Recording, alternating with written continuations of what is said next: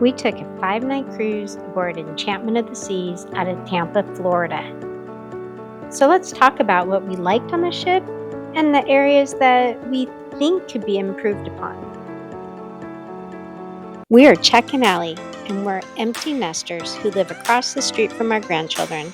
So when Nana and Poppy want alone time, we need to travel. Enchantment of the Seas is a Vision-class ship operated by Royal Caribbean International. She launched in 1997 and she was stretched by 73 feet in 2005. The last time she was refurbished was 2017. So let's start with what we really enjoyed about the ship. We both really like the style of the ship. Enchantment has these big glass windows in public areas throughout the entire ship, and this includes the casino. I mean, it's a Vision-class ship, and these ships were designed with an emphasis on panoramic views. This class of ship has more windows than many of the other ship classes of its time. Along with the windows, there's also amazing artwork throughout the ship.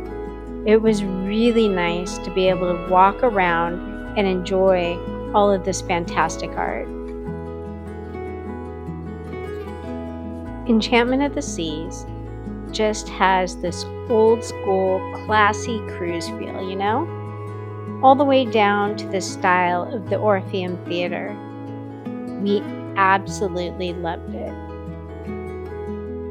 Hey, I see you watching. Consider subscribing. Another area we think is really great is the pool deck. And while we never spent a ton of time hanging out there because we were actually on a spring break cruise, the area itself is fantastic. It is huge. It has 2 good-sized pools, a splash zone for the little ones, and 4 hot tubs, and plenty of loungers. There is so much space for everyone to enjoy. And while everyone else was on the pool deck, it allowed us to truly appreciate the Solarium. Honestly, our absolute favorite place to just chill. For our entire 5-night cruise, the Solarium was just never crowded. You could get into a hot tub with only 1 or 2 other people on a sea day. It was climate controlled and has fantastic views. The Park Cafe is also in the Solarium, and there was never a line. It was like our own private cafe with really good food for breakfast and lunch. Poppy and I both agree that we really liked our cabin. We booked a guaranteed junior suite and ended up assigned to an aft-facing cabin. We were initially concerned that there might be more movement being on the very back of the ship, but truly we never felt any additional movement, even the first night, which was pretty rocky. Now, we were directly above a nightclub, the Spotlight Lounge, and while we did feel the floor vibrating and hear music every single night from the party below, we're not light sleepers, so luckily for us, it didn't bother us at all. Another thing that we really enjoyed on the ship were the larger bar areas.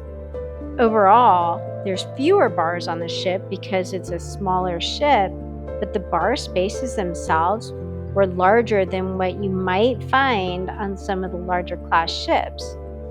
A great example of this is the schooner bar. It was particularly spectacular with floor-to-ceiling windows. Vision class, baby. We both really enjoyed both the food and the atmosphere of the main dining room. Although we had my time dining, we made a reservation for the same time each night. After the first night, they just let us seat ourselves, and we'd head over to our exact same table. Because of this, we had the same waiter and the other cruiser sitting next to us for each night of our cruise. Not in a communal table, but just two tops all along the window. The food was great, and the community we established was even better. It was just really great. Now let's talk about some of the things that we didn't like. And this is tough because overall, we really did love the ship. And maybe it's unfair to point out some of these items because honestly, being a small ship, Enchantment just can't accommodate some of the features that you're going to find on a larger ship. The number one thing we're going to mention is really a health and safety issue. We did not like that there weren't any hand washing stations walking into the Windjammer buffet. There is no washy washy. Washy, wash, come on, washy, baby. Come on, washy, baby.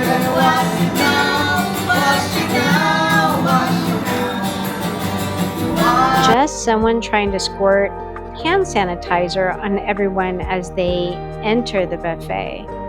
And in today's world, that just feels kind of unsafe and irresponsible by Royal Caribbean. I would think that they could find some sort of solution to that. We also wish that there are more food options, or the options that they did have were open for longer. Like, for example, the Park Cafe had limited hours and limited days that it was open. I'm not sure where they could put more options, maybe instead of some of the shops, or perhaps they could squeeze a local fresh or mini bites out by the pool deck. Wishful thinking, but it certainly would be nice. We also wish that they had more entertainment options. The two main shows were good and entertaining, and the singers and dancers were very talented.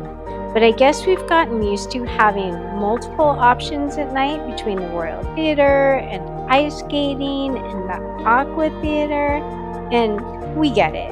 It's a small ship, and these venues simply don't and can't exist, but we did find ourselves missing them. But on the bright side, that did lead us to try other events happening around the ship that we don't normally go to, like karaoke, which was a total blast, the Love and Marriage show during the day, the lip sync battle.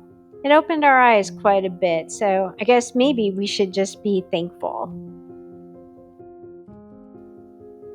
Now, this last item, and this is so nitpicky, is the running track. We both love that it is a 1/4 mile long, great for tracking distances, but it has loungers all the way around the entire track, except for when you're going over the extension bridge.